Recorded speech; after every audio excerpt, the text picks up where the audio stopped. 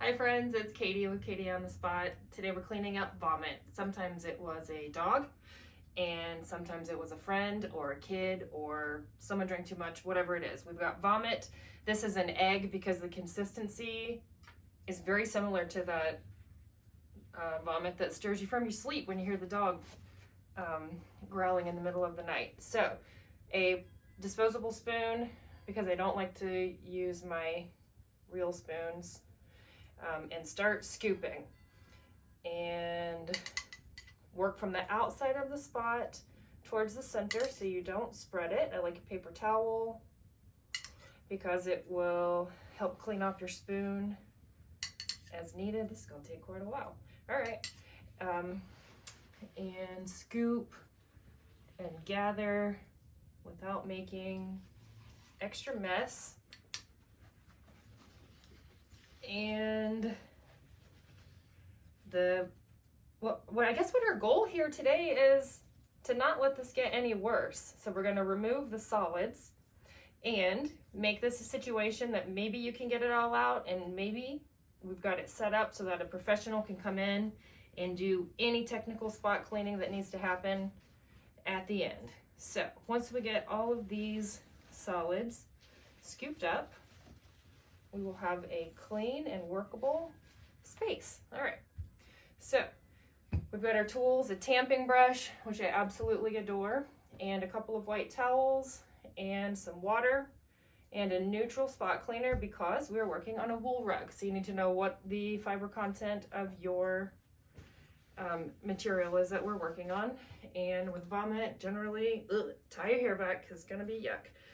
And we'll go ahead and get our little towel slightly damp so we can start diluting this area. Blot gently from the outside of the spot towards the center and reposition your towel.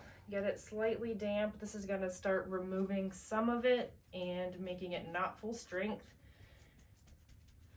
while we're working on this. All right, most of the bulk of the vomit is up, and we're going to set our little towel to the side. I like a shop vac for home extraction because I think they're incredibly effective and very affordable.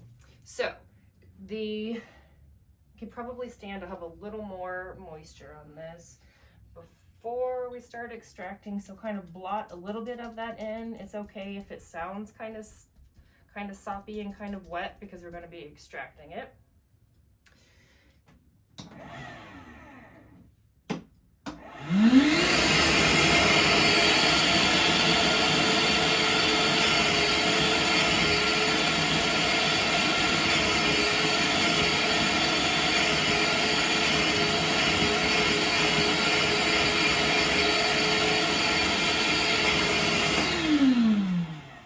If your carpet or your rug has a pile to it, you want to find the direction of the pile, which is the way your arm hair grows in one direction, and you want to work with that pile. You don't want to work against it and drive something further down into it. And a neutral spot cleaner, if you don't have the Eco Clean by Katie on the Spot, then you can take a little mason jar of water. Don't start dumping dish soap on this. If you need to make a little neutral spotter that you can use for a temporary spotting situation, I like 1 drop of dish soap in about a gallon of water. We're not washing dishes. I don't want it super sudsy. So cut it down, like half a drop in something like this, and then you can add some more. You can add some of that spot cleaner to it. Maybe it's time for a refill. All right, a little bit of spot cleaner on here that I know is wool safe, very friendly. And my other towel, I like to put this over it and do a little tamping action. Tamping is really effective because it's non-abrasive. You're not scrubbing because you're going to cause textural distortion that I can't come back from. So the tamping is going to allow this inertia from the slap to help drive the spot or whatever we're working on up into the towel and out of the carpet or the rug or whatever we're working on. So give it a couple of good slaps, and then check your towel. And this is so awesome. We use a white towel so that you can tell when there's color transfer, so you know you're getting something up, okay? So ideally you'll have a couple of towels on hand so that you can cycle through all of them. I can already tell a huge difference, that there is not nearly as much yellow from the vomit on my rug as there was when we started. A little bit more of this, refold, new towel if you have it.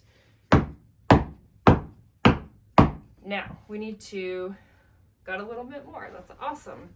We need to deal with the surfactant or the cleaning agent that we've added to the rug.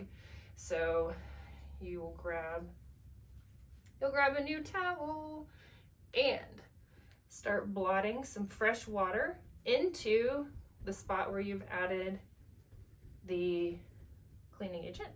And this is going to help dilute your cleaning agent and start flushing that out. We will extract this in just a second.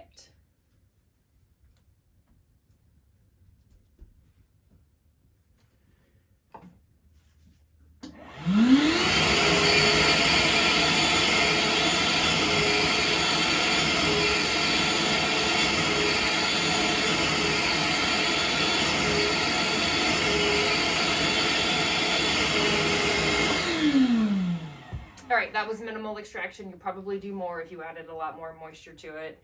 So I'm happy with this. I don't see a whole lot of discoloration still on the area. I'd probably let it dry and address it. Once it dries, you really can't judge something while it's still wet. If you think you still see a little bit of a haze, depending on what was in someone's vomit, what they ate, what they drank, what all was in the guts when they came out, that's going to play a huge part in the next portion of dealing with the stain or any like slight haze that's still there. At this point, if I still saw something on my carpet or my rug, I would add a little bit of a mist of surfactant on top of that. I would get a clean white towel, fold it up a couple of times, put it on top of the stain, and then take a cookie sheet or a pie pan, something that's flat and impermeable, big enough to cover the spot that we're working on. Put it on, weigh it down with, I don't know, a pair of boots or a couple of books, let it sit for 24 hours, and capillary action is going to wick the moisture from your towel the moisture from your carpet or your rug up into your towel. And we'll let that sit 24 hours. And so tomorrow we'll peel it back, we'll take a look. There should be some more color transfer if there was still something left in your rug. And at that point, you'll be able to call it good. You were successful, that's awesome. Or maybe it's time to call in a professional and do a little bit more technical color correction, something that requires a little bit more chemistry. If you found this helpful, like it, subscribe. Questions in the comments, I'm happy to answer anything. Have a great day.